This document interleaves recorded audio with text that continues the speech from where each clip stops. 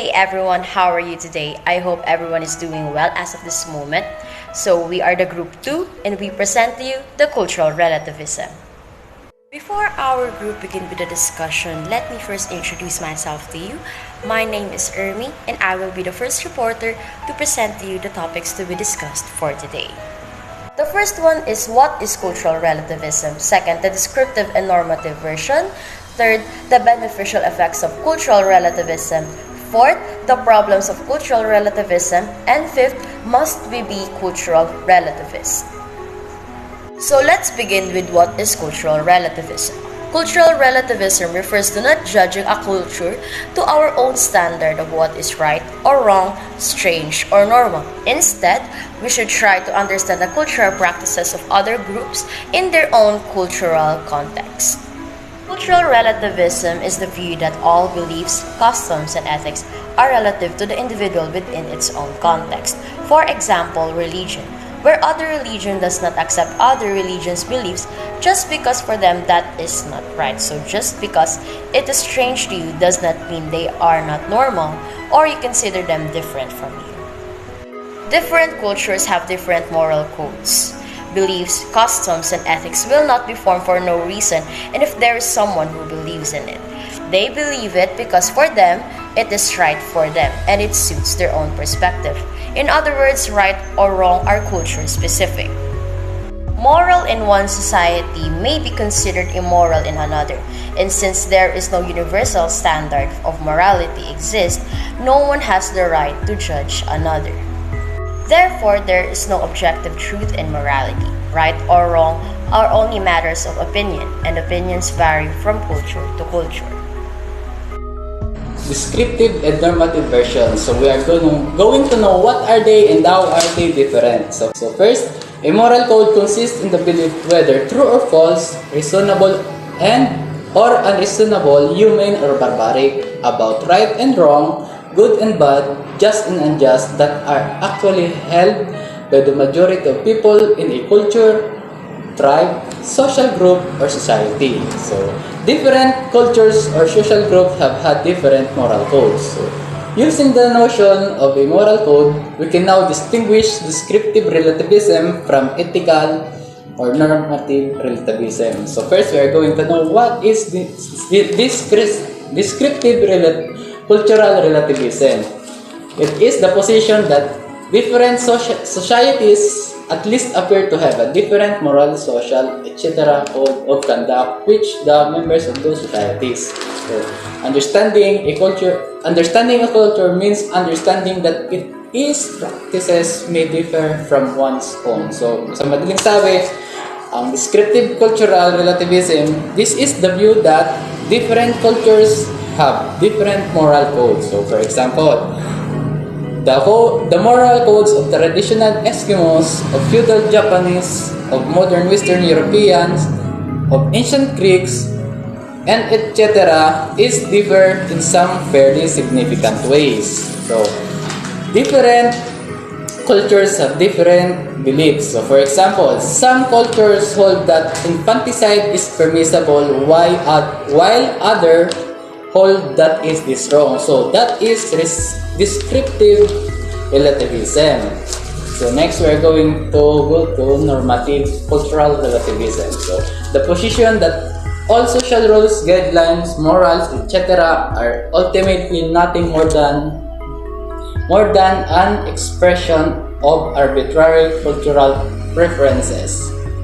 In order to know which actions are appropriately praiseworthy, blameworthy, etc., one must consult one's own culture. It is impossible genuinely to accord with or understand standards of cultures of which one is not a part. So when we say normative cultural relativism, so each of us ought to follow the moral code of his or own society culture. To act immorally means you violate the moral code of one society of culture. So this means that if I judge someone from another culture by my culture's code, my moral judgment could very well false. So the moral code of any culture is no better or worse, no more true or false than the moral code of any other society. So that is the meaning of the normative cultural relativism. Now we go to the comparing descriptive cultural relativism and normative cultural relativism. So, descriptive cultural relativism is firmly grounded in empirical support. It does not represent itself as providing standards of judgment, while the NCR, it lacks of positive empirical support and does not present itself as providing standard of judgment. Hi guys.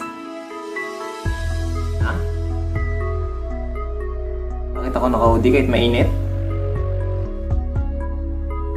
Gusto ko eh. Dito komportable. Ha? Bakit ako naka-shades kahit gabi? Gusto ko eh. Dito ako confident.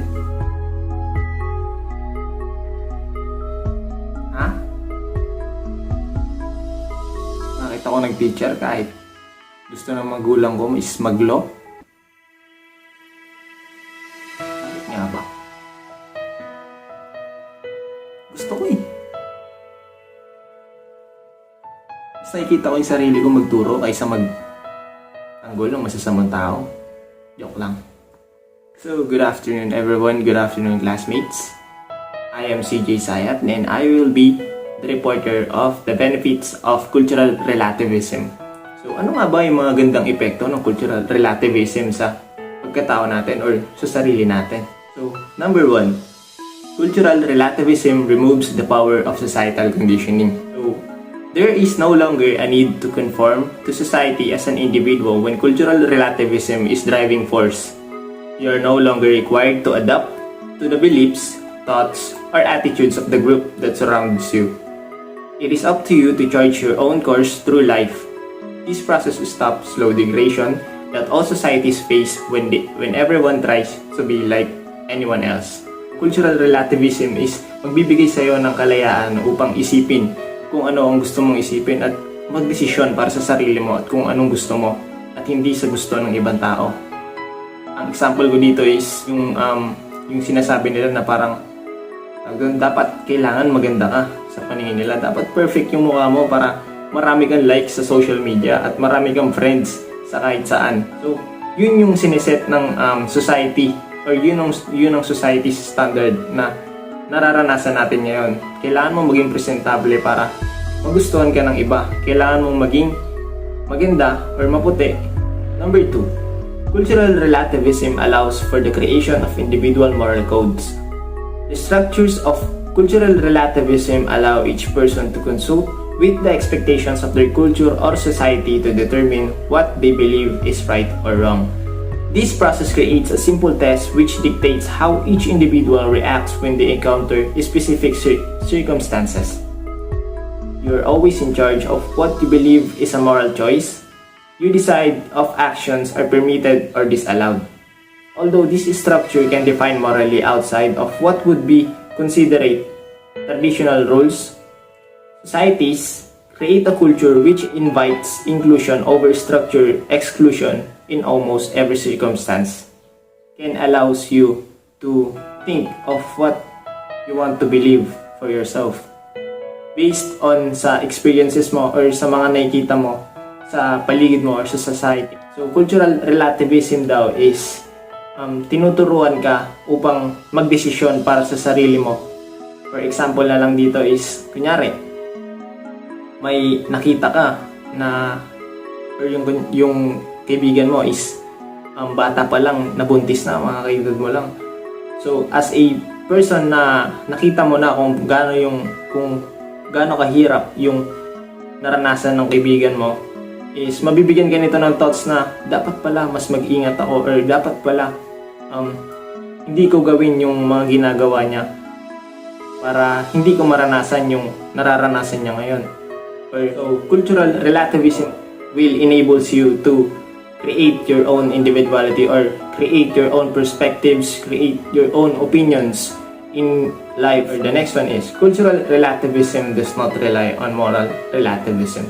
The theory of cultural relativism treats each culture as an individual. The moral codes of each person, along with each expectation, are implemented by those who define themselves through that individuality. Some cultures may prefer restrictions, others might prefer full inclusion. It is a process which encourages each person to do what makes the most sense for them to achieve their definition of ethics and morality in each situation. Sabi lang dito na morality mo ay nakadepende sa kung anong pinaniniwalaan mo. So, isang example ko dito is yung movie na Eye in the Sky. Kung ikaw yung nasa sitwasyon ng mga leaders, ano nga ba yung gagawin mo? So, depende na yon sa kung ano yung perspective mo or kung ano yung tama para sa'yo. Number 4. Cultural relativism creates a society which is free from judgment. One of the primary advantage of cultural relativism is that it completely removes negative judgment from individual interaction. We've become so trained as humans to judge others when we see something different that half the time we don't even think about it. Anytime we push someone down to lift ourselves, we have judged that person to be inferior to our superiority. So, ang example ko dito is si Naruto Uzumaki. If nanonood kayo ng anime, alam nyo yung journey niya patungo sa pagiging Hokage.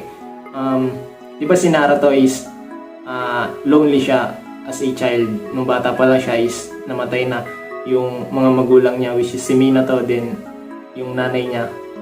So, naging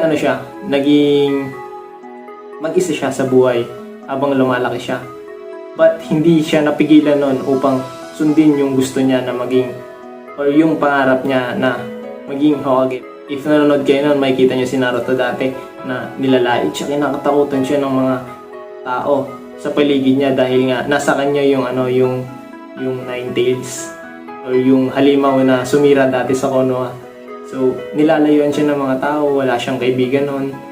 But, nung pumasok na siya sa eskwelahan, ginawa niya yung lahat para magustuhan siya ng mga tao sa paligid niya. Nagpapansin siya kung anong kakulitan yung ginawa niya para lang mapansin siya ng ibang tao at matanggap siya ng ibang tao. So, as time pass by, habang tumatanda siya is nakakilala siya ng mga mabubuting tao na nakakatulong sa kanya, or kahit maging ganun yung mga nai-experience sa buhay, hindi pa rin siya napigilan nito upang abutin yung mga pangarap niya or upang makapunta siya sa goal niya, which is maging Hokage.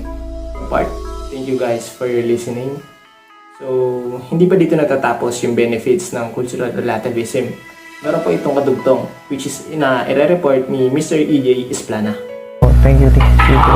Let's continue. Cultural relativism preserves human culture. So, when you trace the history of humanity through time, you find that societies are diverse o iba-iba yung kanilang ideas, traditions, practices.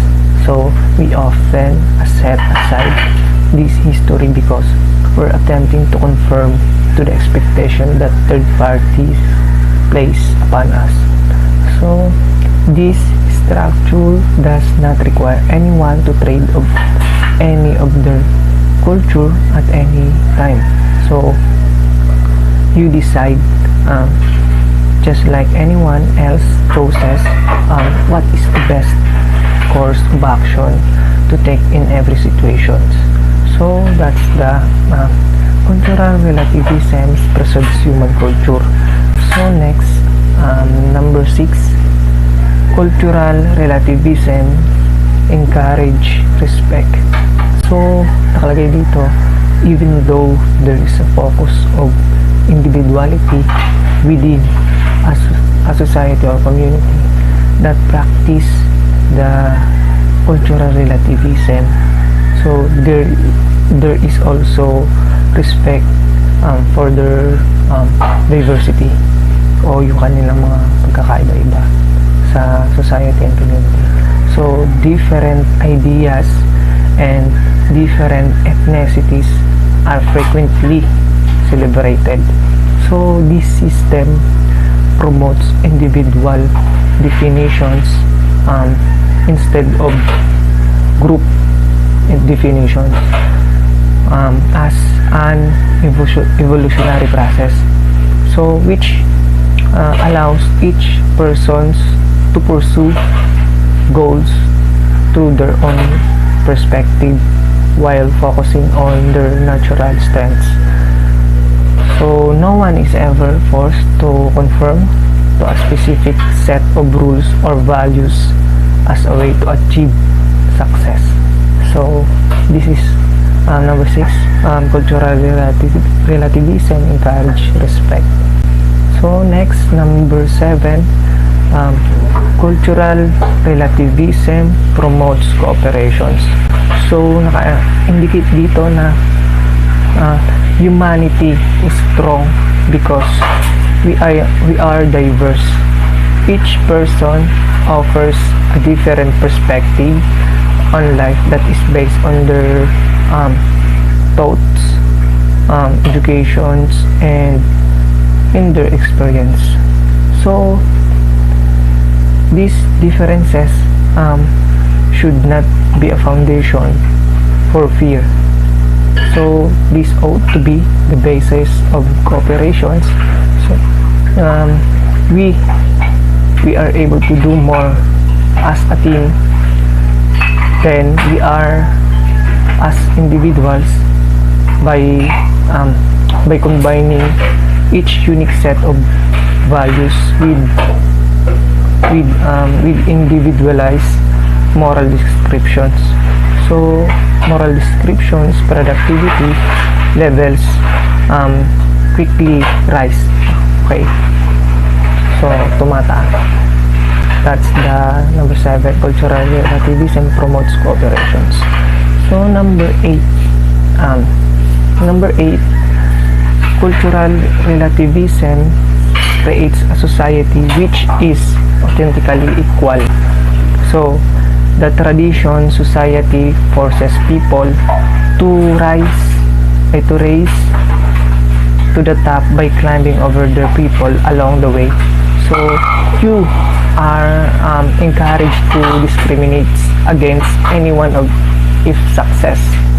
So as your primarily goal, cultural relativism prevents this because it encourages each person to define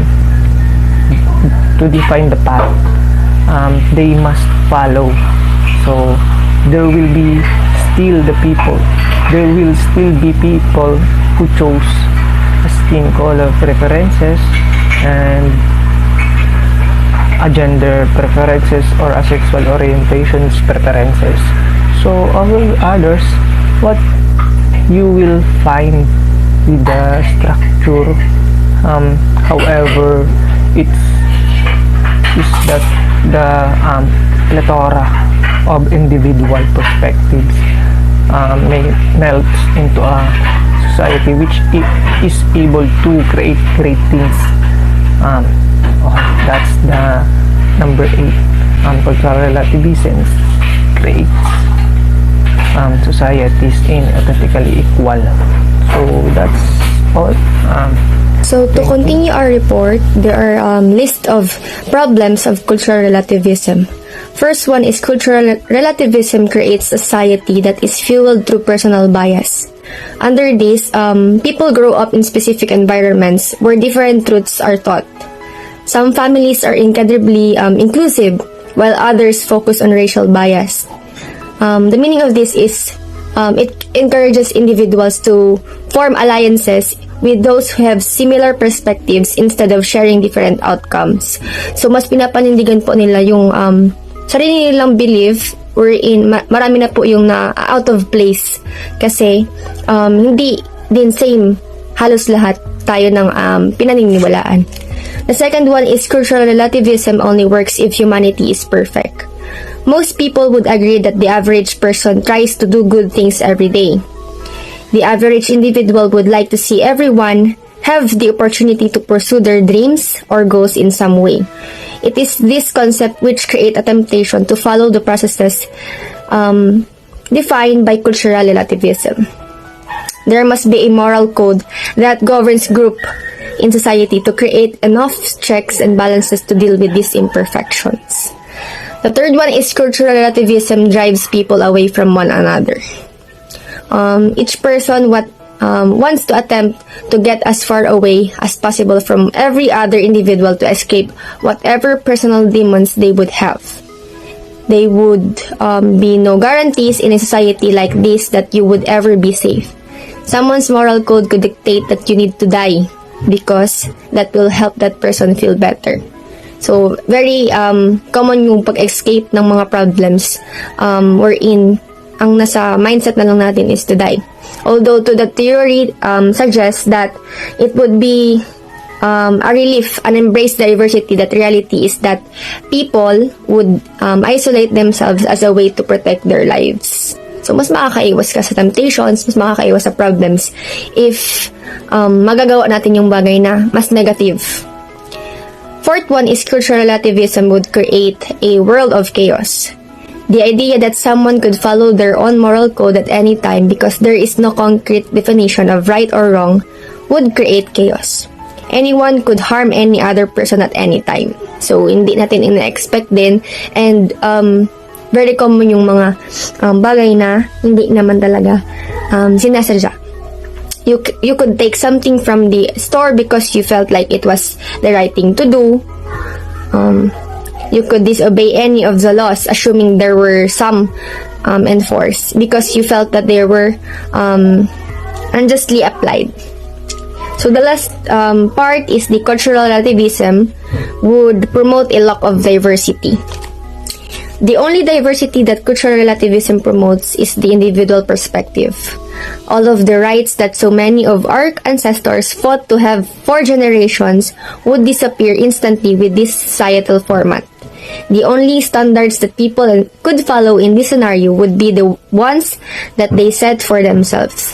Meaning, each person will then pursue their own position of strength. It is impossible to create a society that is diverse when the emphasis on success is based on selfish accomplishments.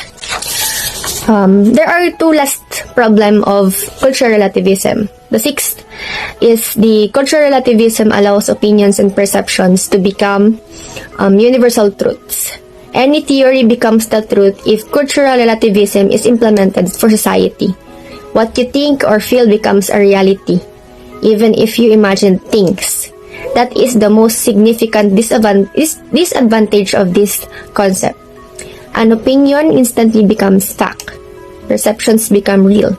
You could make up a story included in your personal morality, and there would be nothing that anyone could do to stop you from achieving whatever outcome it is what you wanted. The last one is cultural relativism would limit the process of humanity. Some people see the concept of cultural relativism as an evolution of the human experience. The reality of this idea is that it would limit our progress. If you remove judgment from a society completely, then there are no standards to follow. We would no longer have the ability to effectively compare different societies, past or present, to chart a way toward the future. There could be no real definition of success for humanity because we would all be operating within an individual culture. Even though each person could see personal progress, there would be billions of people all going in different directions at the same time. So to summarize up, this cultural relativism pros and cons are the reflection of the possible outcomes which would occur should this theoretical system be implemented at some point. It is an idea which was initially proposed by Franz Boas in late 19th century and has never been implemented on a scale that would affect alarm society. If we were to follow this idea, then we would be creating individualized cultures, not group of societies, and that would change the world as we know it. So that will be all, and thank you. We need cultural relativism in order to first show genuine respect for difference. Difference or not, we are all deserve to be respected. Respect doesn't mean ignoring people's differences or simply pushing them to do so. Rather, it involves emphasizing differences, understanding their importance, and responding with interest, politeness, and care. Respect means that you accept somebody for who they are, even when they are different from you or you don't agree with them. Respect doesn't have to come naturally, it is something you learn and earn. Second, appreciate both agreement and disagreement between culture. Appreciating both agreement and disagreement between culture is appreciating another culture in an effort to broaden their perspective and to connect with other culture and people on it. Lastly, learn from those who are different from us. Learn to be teachable because we are all still learning in every day that we goes by. Knowing people that are different from us allow us to see and learn about different types of struggles people might have. This is the way for us to develop our empathy, which is an important life skill. A good person will find a way to learn from everyone else. Maging sino ka man, as long as nasa tama ka pa rin. It is better to get along with the person different from you because is uniquely suited to provide you with viewpoints you could not.